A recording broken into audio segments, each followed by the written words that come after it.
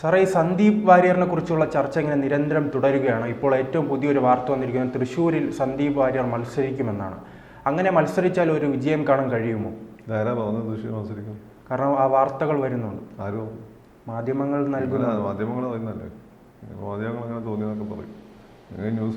അല്ല, കാരണമെന്ന് പറയുമ്പോൾ BJP-ക്കെതിരെ മത്സരിക്കുക എന്നത് അദ്ദേഹത്തിൻ്റെ കൂടെ ആവശ്യമാണ്. BJP-യെ തോൽപ്പിച്ച് കേരള രാഷ്ട്രീയത്തിൽ ചൂടറുപ്പിക്കുക എന്നത്. കാരണം ഇപ്പോൾ ചർച്ചകളെല്ലാം വരുന്നുണ്ടല്ലോ, ആ ചർച്ചകളിലെല്ലാം രാഹുൽ മാങ്കൂട്ട ഒഴിയുമോ? അല്ല, അങ്ങനെ ഒരു വലിയ ടൈറ്റ് മത്സരത്തിലൂടെ പിടിച്ചെടുത്ത ഒരു മണ്ഡലം അങ്ങനെ വിട്ടുകൊടുക്കാൻ കഴിയുമോ? വേണ്ട. BJP-ക്ക് സ്വാധീനമുള്ള വേറെ ഒരുപാട് മണ്ഡലങ്ങളിൽ നിങ്ങൾ കോൺഗ്രസ് കോൺഗ്രസ്സുകാരെ തന്നെ മത്സരിച്ചാൽ കാല് വരുന്ന സ്ഥലമാണ്. പത്മജ വേണുഗോപാൽ തൃശ്ശൂർ മത്സരിച്ച ലീഡറിന്റെ മോളായിട്ട്. കാരണം BJP-കാർ പറയുന്നത് ഈ രാഹുൽ മാങ്കൂട്ടത്തിന്റെ വിജയത്തിന്റെ അവകാശിയായ സന്ദീപ് വാര്യർ റോഡിൽ നടക്കുകയാണല്ലോ.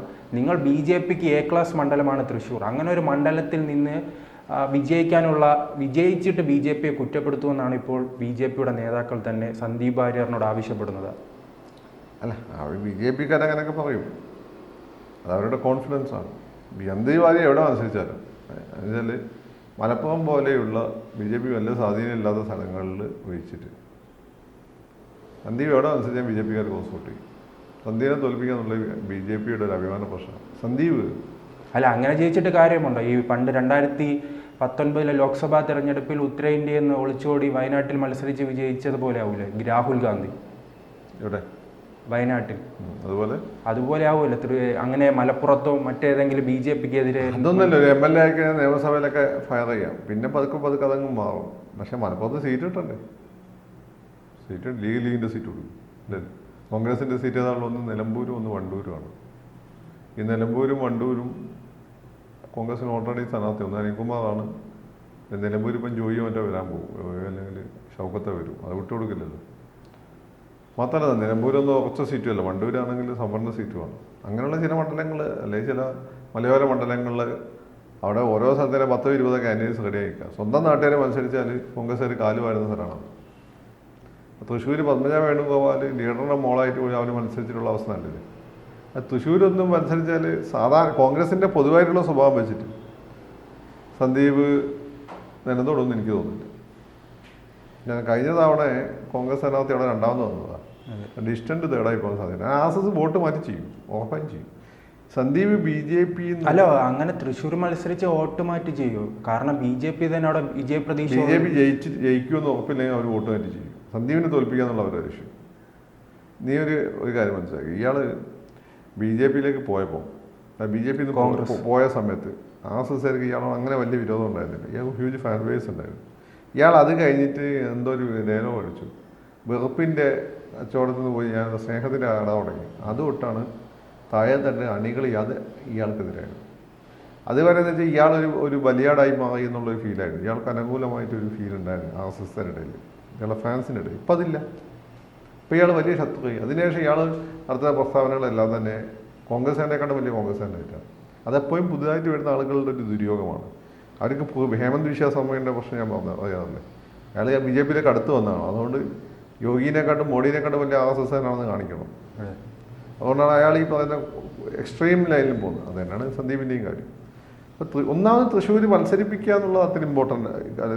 തൃശ്ശൂർ പോലുള്ള കോൺഗ്രസ് നല്ല സ്വാധീനമുള്ള സ്ഥലത്ത് സന്ദീപിനെ പോലെയാണ് പാലക്കാടും തൃശ്ശൂരുമാണ് സന്ദീപ് വാര്യറിന്റെ തട്ടകമായി അറിയപ്പെടുന്ന സ്ഥലം. ഇത് തട്ടകം എന്ന് പറഞ്ഞിട്ട് കാര്യമുണ്ടോ? അയാൾ ബേസിക്കലി പാലക്കാട്ട് തന്നെയല്ലേ.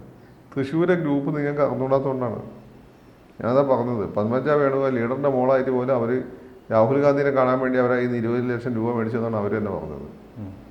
പിന്നെ അവർ കഴിഞ്ഞ സുരേഷ് ഗോപി അവർ പപ്പയെ ജയിച്ചോട്ടെ വിചാരിച്ച് മാറി നിന്നാണ്. അത് സുരേഷ് ഗോപി ജയിക്കുകയായിരുന്നു. എന്നിട്ട് പോലും അവിടെ ബാലേന്ദ്രൻ ജയിച്ചു. ബാലേന്ദ്രൻ എൻ്റെ സുഹൃത്തായിരുന്നു തന്നെ പറയാം. അപ്പം അറിയില്ല. അല്ല, അദ്ദേഹത്തിനെതിരെ ഇപ്പോൾ എങ്ങനെയാണ്? അല്ല, ബാലേന്ദ്രൻ അങ്ങനെ ഒരു ബുദ്ധിജീവി ടൈപ്പ് ആളാണ് ബാലേന്ദ്രൻ. അപ്പോൾ അങ്ങനെ ജനങ്ങളുമായിട്ട് അങ്ങനെ സുനിൽകുമാറിനെ പോലെ 1-to-1 റിലേഷൻഷിപ്പ് ഉള്ള ഒരാളല്ല. എന്നിട്ട് ബാലേന്ദ്രൻ ജയിക്കണമെങ്കിൽ എമ്മാതിരി കാലുകാലിൽ നടന്നിട്ടുണ്ടോ? അപ്പോൾ അതുകൊണ്ട് സന്ദീപ് ജയിച്ചാൽ ബാലൻ ചിലപ്പോൾ അടുത്താണ് ജയിക്കുകയും റിയാസ് മന്ത്രിസഭ അല്ലെങ്കിൽ പിണറായി 3 മന്ത്രിസഭയിൽ CPIയുടെ റവന്യൂ വകുപ്പ് മന്ത്രിയാണെങ്കിൽ അല്ലെങ്കിൽ കൃഷി വകുപ്പ്. ബാലൻ്റെ നല്ല ബാലൻ ഭയങ്കര കഷ്ടപ്പെട്ട നേതാവാണ്. എന്ന് വെച്ചാൽ അല്ല, അങ്ങനെയാണ് തൃശ്ശൂർ പത്മജ വേണുഗോപാലിലെ BJP സീറ്റ് നൽകാൻ സാധ്യതയുള്ളത്. കാരണം ഇപ്പോൾ BJPയുടെ പാളയത്തിലാണ് പത്മജ ഉള്ളത്. അങ്ങനെയാണെങ്കിൽ മത്സരം എങ്ങനെയായിരിക്കും? തൃശ്ശൂർ കൊടുക്കാൻ സാധ്യതയില്ല.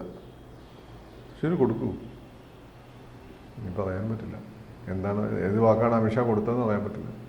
കാരണം മുൻപ് കഴിഞ്ഞ തെരഞ്ഞെടുപ്പിൽ മത്സരിച്ച തൃശ്ശൂരെ അവർക്ക് ഏറ്റവും പറ്റിയ സ്ഥാനാർത്ഥി ഇയാളാണ്, ഗോപാലകൃഷ്ണൻ. ഈ ഗോപാലകൃഷ്ണൻ നാട്ടുകാരനാണ്, ഫുൾ ടൈം അവിടെ നിറഞ്ഞു നിൽക്കുന്ന ആളാണ്. അല്ല, അദ്ദേഹം കഴിഞ്ഞ തദ്ദേശ സ്വയംഭരണ തെരഞ്ഞെടുപ്പിൽ പോലും അവിടെ പരാജയപ്പെടുന്ന ഒരു അത് തദ്ദേശ സ്വയംഭരണ തെരഞ്ഞെടുപ്പിൽ പരാജയപ്പെട്ട് അത് ഒരാളെ തോൽപ്പിക്കണമെന്ന് അയാളെ തോൽപ്പിക്കുക, അങ്ങനെ സംസ്ഥാനത്ത് BJP മാറ്റിക്കുക എന്നുള്ള അജണ്ട വെച്ച് ആളുകൾ ക്രോസ് വോട്ട് ചെയ്തല്ലേ. അതുപോലെ തദ്ദേശ സ്വയംഭരണ തെരഞ്ഞെടുപ്പിൽ പരാജയപ്പെട്ട് നാണം കെട്ട പല ആളുകളും ഇപ്പോൾ കേരളത്തിൽ വലിയ വലിയ ആളുകളാണ്. ആളുകൾ പേരും വന്നവരെ മോശക്കാരാക്കുന്നില്ല, അത് കാര്യമൊന്നുമില്ല. അവർക്ക് അവിടെ BJPക്കാരെ വോട്ട് കൃത്യമായിട്ട് വീഴണമെങ്കിൽ ഗോപാലകൃഷ്ണൻ മനസ്സിലാക്കും, സീറ്റ് കൊടുക്കും. ഞാൻ കഴിഞ്ഞ ദിവസം തൃശ്ശൂർ ട്രെയിനിലൊക്കെ പോകുമ്പോൾ നമ്മൾ തൃശ്ശൂരുകാരെ കാണുമല്ലോ. ഈ തൃശ്ശൂരൊക്കെ നമ്മൾ കണ്ടാൽ വിചാരിക്കും ഇവന്മാരെ അപ്പാവികളാണ്. ഇവരൊക്കെ കോടിക്കണക്കിന് രൂപയുടെ ബിസിനസ് നടത്തുന്ന ആളുകളായിരിക്കും. നമുക്ക് പിടികിട്ടുകയില്ല. അമ്മാതിരി രണ്ടാളുകളെ ഞാൻ കഴിഞ്ഞ ദിവസം കണ്ടത്. അപ്പോൾ ഞമ്മത് ഗോപാലകൃഷ്ണൻ, ഇവരൊക്കെ BJPക്കാരോ, ഞമ്മത് ഗോപാലകൃഷ്ണന് സീറ്റ് കൊടുക്കും, കൊടുത്താൽ കാണാം. അങ്ങനെയാണെങ്കിൽ സന്ദീപിന്റെ ഭാവി എന്തായിരിക്കും? സന്ദീപ് അവിടെ പാലക്കാട് അവിടെ മത്സരിക്കണ്ടേ, ഒറ്റപ്പാലത്തെ മറ്റേ ചെറുക്കൻ മത്സരിച്ച സീറ്റ് ഉണ്ടല്ലോ, അവന് സരി മത്സരിച്ച സീറ്റ്. അപ്പോൾ അവിടെ മത്സരിക്കേണ്ടി വരും. അങ്ങനെ ഒരു വിജയപ്രതീക്ഷ ഉണ്ടോ അങ്ങനെ ആ മണ്ഡലങ്ങളിൽ മത്സരിച്ചാൽ? അത് അറിയാൻ പറ്റില്ല. അങ്ങനെ പറയുമ്പോഴും സന്ദീപ് എവിടെ മത്സരിച്ചാൽ വേറൊരു പ്രശ്നം. അല്ല, അങ്ങനെ പറയുമ്പോഴും ഈ RSSനെ ക്രോസ് ആയിട്ട് വോട്ട് ചെയ്യുമെന്ന് പറയുമ്പോഴും മുസ്ലിം ലീഗിന് വലിയ സ്വാധീനമുണ്ടല്ലോ പല മണ്ഡലങ്ങളിലും. അപ്പോൾ മുസ്ലിംസും വോട്ട് കിട്ടിയല്ലോ, അതല്ലല്ലോ. മുസ്ലിം വോട്ടൊക്കെ സന്ദീപിനുണ്ട്, ഇപ്പം ക്രിസ്ത്യൻ വോട്ടും കിട്ടും വിചാരിക്കും. ഇതിന്റെ പ്രശ്നമല്ല, സന്ദീപ് എവിടെ മത്സരിച്ചാലും BJPക്കാർ തോൽപ്പിക്കാൻ ശ്രമിക്കും. BJPക്കാരുടെ നമ്പർ 1 ശത്രു കേരളത്തിൽ പിണറായി വിജയൻ എന്നല്ല, സന്ദീപാണ്. അപ്പം എവിടെ മത്സരിച്ചാലും സന്ദീപിനെ അവർ തോൽപ്പിക്കാൻ അവർ ശ്രമിക്കും. പിന്നെ അതിനെ മറികടന്നുകൊണ്ട് വോട്ടുകൾ നേടാൻ പറ്റണം. അത് ഇല്ലെങ്കിൽ ബുദ്ധിമുട്ടാവും. അപ്പം അയാൾക്ക് അവിടെ കൊടുക്കാനാണ് സാധ്യത. അല്ല, മണ്ണാർക്കാട് എന്നുണ്ട്, ലീഗിൻ്റെ മണ്ഡലമാണ് ഷംസുവിൻ്റെ, അതിന് കിട്ടില്ല. അപ്പം അല്ല, പിന്നെ പെരുന്തൽമണ്ണ ലീഗിൻ്റെ മണ്ഡലമാണ്, കിട്ടില്ല. ഒരു സിറ്റിംഗ് സീറ്റാണ് ഇത് രണ്ടും. അപ്പോൾ പാലക്കാട് കൊടുക്കാനാണ് സാധ്യത. അല്ലെങ്കിൽ മറ്റേ ഇവിടെ മത്സരിക്കുന്നത് ബൽറാമിൻ്റെ സീറ്റിന് ബൽറാം അവിടെ ബൽറാം തന്നെ മത്സരിക്കാനാണ് സാധ്യത. അത്ര എളുപ്പമായിരിക്കില്ല. തൃശ്ശൂർ ഒരു സീറ്റ് പുറത്ത് ഭരത്തിന് സീറ്റ് കൊടുക്കാൻ ബുദ്ധിമുട്ടാണ്. തൃശ്ശൂർ നിങ്ങൾക്ക് അതുകൊണ്ടാണ്. പിന്നെ സുരേഷ് ഗോപി നിങ്ങൾ ചോദിക്കും, സുരേഷ് ഗോപി ഇടക്കിടക്കുന്നത്, സന്ദീപ് ഇടക്കിടക്കും. സുരേഷ് ഗോപി എന്ന് വെച്ചാൽ STPI, സുരേഷ് ഗോപിൻ്റെ തന്നെ ഭാഷ STPIക്കാരായ സ്ത്രീകൾക്ക് വരെ സുരേഷ് ഗോപിൻ്റെ ഇഷ്ടമാണ്. അത് സുരേഷ് ഗോപി ഉണ്ടാക്കിയ സ്ക്രീൻ പ്രസൻസ്, അങ്ങനെ ഒരുപാട് കാര്യങ്ങളുണ്ട്. ഒരു തെറ്റിനെതിരെ ശക്തമായി പോരാളുന്ന, പിന്നെ ഈ മുസ്ലിം സ്ത്രീകൾക്കൊക്കെ എല്ലാവർക്കും ഈ ചാരിറ്റി ചെയ്യുന്ന ആളുകൾ പൊതുവെ ഒരു സ്ത്രീകൾക്ക് എല്ലാവർക്കും ഉണ്ടാകും. അതൊക്കെയാണ് സുരേഷ് ഗോപി. അത് വിചാരിച്ച് സന്ദീപിനാകാൻ പറ്റും. ലീഡറിനെ തോൽപ്പിച്ച സ്ഥലമാണ്, പത്മജനെ തോൽപ്പിച്ച സ്ഥലമാണ്, മുരളീധരനെ തോൽപ്പിച്ച സ്ഥലമാണ്. എന്നാൽ ഇന്നസെൻ്റ് സുരേഷ് ഗോപിയും ജയിച്ചിട്ടുണ്ട്. അതാണ് തൃശ്ശൂർ. അത് ഈ നിങ്ങൾ പത്രക്കാർ ഇഷ്ടംപോലെ ചാനലുകളും പത്രങ്ങളും പിന്നെ ദൈവത്തിന് അറിയാത്ത രണ്ട് കാര്യങ്ങളാണുള്ളത്. ഒന്ന്, കേരളത്തിൽ ലോകത്തെത്ര എന്ന് ക്രിസ്ത്യാനിയുടെ വലുപ്പം പറഞ്ഞാൽ കേട്ടിട്ടുള്ള കർത്താവിനെ അറിഞ്ഞുകൂടാത്ത ഒരു പ്രധാനപ്പെട്ട കാര്യം, ഇത്ര പെന്തക്കോസ്ത് സഭകൾ ലോകത്തുണ്ടെന്നുള്ള 4 ആൾ കൂടിയൊരു സഭയായി. അപ്പോൾ അതുപോലെയാണ് തൃശ്ശൂരിൻ്റെ കാര്യം. തൃശ്ശൂർ കോൺഗ്രസിൽ തന്നെ എത്ര ഗ്രൂപ്പ് ഉണ്ട് എന്ന് തൃശ്ശൂരെ കോൺഗ്രസ്സുകാർക്ക് പോലും അറിയില്ല. അപ്പം അങ്ങനെ ഒരു സ്ഥലത്ത് ഇപ്പം സന്ദീപിനെ എഴുന്നള്ളിച്ച് നടക്കുന്നത് നോക്കണ്ട, കാര്യത്തോട് അടുക്കുമ്പോൾ അല്ല, അതാണ് ഇത്രയും ഗ്രൂപ്പ് ഉള്ളപ്പോൾ അദ്ദേഹത്തിന് ഒരു സീറ്റ് ലഭിക്കും. ഇത് ഗ്രൂപ്പ് ഉണ്ട് നിങ്ങൾ ഇത്രയും സീറ്റ് ലഭിക്കും. നിങ്ങൾ കോൺഗ്രസ് ആണോ? ഇല്ല, സന്ദീപ് ആണോ? അല്ലല്ലോ.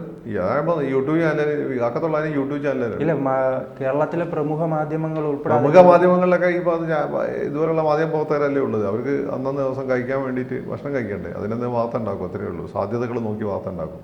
ഇപ്പോൾ യൂട്യൂബാണല്ലോ മെയിൻ ചാനലുകളെയും പത്രമാധ്യമങ്ങളെയും വരെ ട്രെൻഡ് നിശ്ചയിക്കുന്നു. അതുകൊണ്ട് ഒരു ചർച്ചയിലപ്പോൾ അതിൽ കൂടുതലായിട്ടൊന്നും സ്കോപ്പ് ചെയ്യാൻ കാണുന്നില്ല. കോൺഗ്രസിനുള്ളിൽ തന്നെ വലിയ പ്രശ്നങ്ങളുണ്ടാകും. ഇനി എവിടെ സന്ദീപ് മത്സരിച്ചാലും BJPക്കാർ പണി കൊടുക്കും. ആ BJP കൊടുക്കുന്ന പണിക്ക് അപ്പുറം നിന്നുകൊണ്ട് സെക്യുലർ വോട്ടുകൾ അങ്ങേർക്ക് അനുകൂലമായി, എന്നുവെച്ചാൽ both LDF and UDF secular വോട്ടുകൾ BJPക്ക് പണി കൊടുക്കാൻ വേണ്ടിയിട്ട് അങ്ങേർക്ക് അനുകൂലമായിട്ട് വന്നാൽ മാത്രമേ എങ്ങനെ രക്ഷപ്പെടുള്ളൂ. കൂടുതൽ വാർത്തകളും വിശേഷങ്ങളും നിങ്ങളിലേക്ക് എത്താൻ ABC മലയാളം സബ്സ്ക്രൈബ് ചെയ്യുക, ബെൽ ബട്ടണും അമർത്തുക.